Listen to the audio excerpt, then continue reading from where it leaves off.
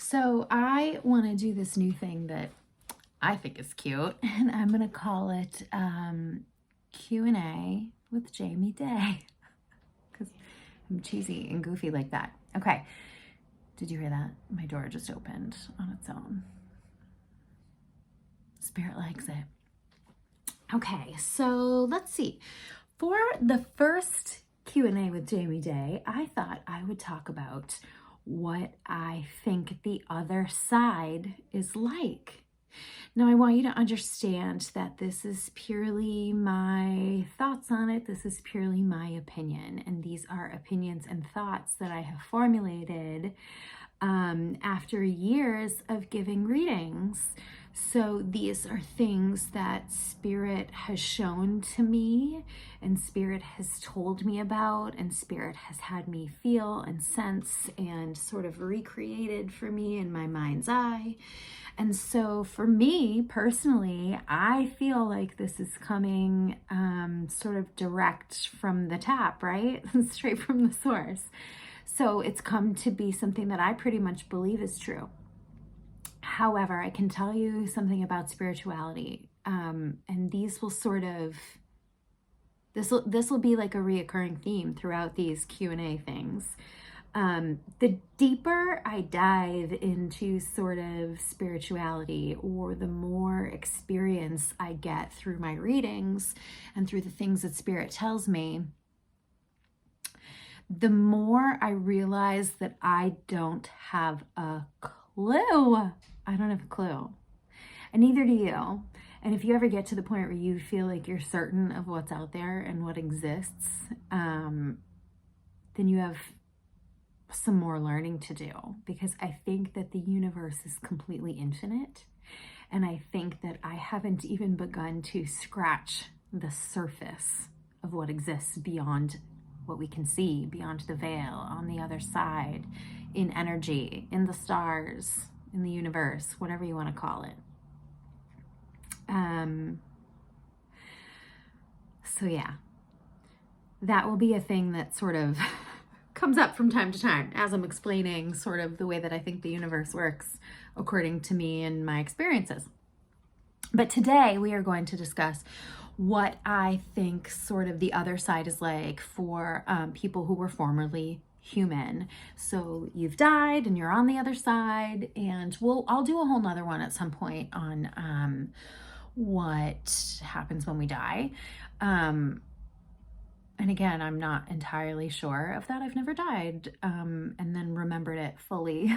So I'm not certain. But today we're going to talk about sort of what the human perspective as someone who's died and moved on, transitioned to the other side, is on the other side. So the one thing that I feel like is important for everyone to understand, and this is kind of a mind F, like this is kind of hard to wrap your mind around. On the other side, and when I say the other side, I mean that sort of invisible place that we can't see, but we trust and we have faith that it's there. And this is where the angels and the spirits and the loved ones live.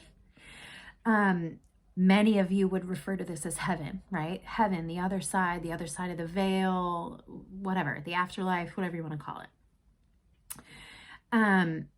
Over there, first of all, it's not an over there, it's around us and within us and encompassing us and inside of us and outside of us.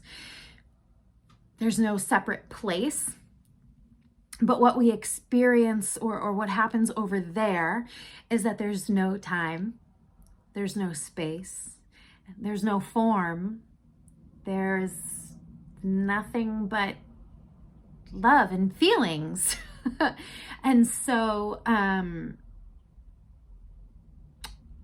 it's really, really hard, I think. And this is what I mean as I've dived deeper into sort of what it means to be dead. This is something I've experienced, is that it just leaves me with more questions, right? But this is why sometimes things can get blended with spirit guides versus angels versus ancestors versus loved ones. This is why sometimes things get blended when we're discussing past lives, future timelines. And that's because everything happens in no time and at the same time and all at once and separately, all at the same time. Just as we have no human form, we're beings of energy and love and light. When we step into our human form for a reading or as a ghost or something, which that's another whole Q&A session, we sort of embody that humanity so that the people we're speaking with are going to recognize us, so that the humans are like, oh, I sense a human, not a ball of light. But over on the other side, it can be kind of confusing because it's everything and nothing all at the same time. You can be everywhere and nowhere all at once. Now, when I do readings, a lot of times people share with me that they like to take journeys and travel and do the things in heaven that they didn't get to do in life, because you can be wherever you want to be and you can choose whatever form you want to choose when you come back. You can take vacations, you can travel. I had a pair of grandparents one time tell me that their life was such a joy and such a blessing that when they died and got to heaven, my window's open, so it's kind of loud, the traffic.